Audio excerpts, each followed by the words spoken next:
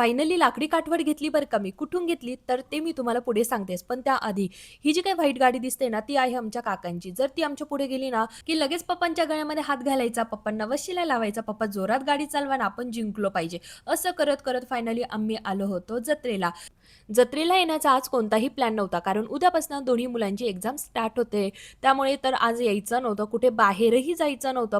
पण सकाळी-सकाळी मोठ्या जाऊबाईचा फोन आला, की "आम्ही चाललेलो आहोत नेताच्या जत्रेला, तुम्हाला यायचं का?"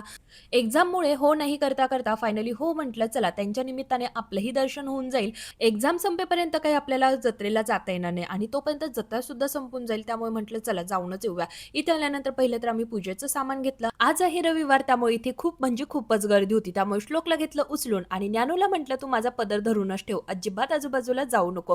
आणि असं सगळेजण आम्हाला ढकलत होते आणि आम्ही सगळ्यांना ढकलत आलो मंदिरामध्ये.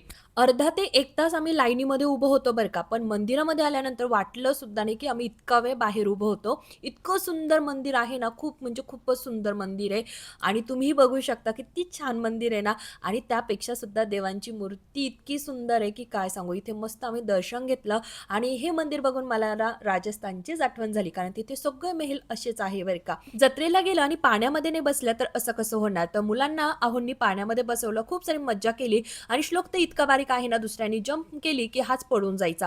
आरूने सुद्धा हा घोडा फर्स्ट टाईम ट्राय केला, पण त्याला अजिबात मजा आली नाही आणि मी मात्र ह्या ड्रॅगनमध्ये बसली होती. मी म्हणजे आम्ही सगळेजणच या ड्रॅगनमध्ये बसलेलो होतो. ज्ञानू तर इतकी घाबरत होती, की काय सांगू. आता मागच्या वर्षीच मी फायनल केलं होतं, की मी पुढच्या वर्षी ना ही लाकडी काठवट नक्की घेणार आणि त्याची किंमत ते ना 1200-1300 एका काठवटीची सांगत होते. पण आम्ही इतकी बार्गेनिंग केली, 1500 मध्ये 2 काठवट आणले आणि ही छोटी किती छान दिसते.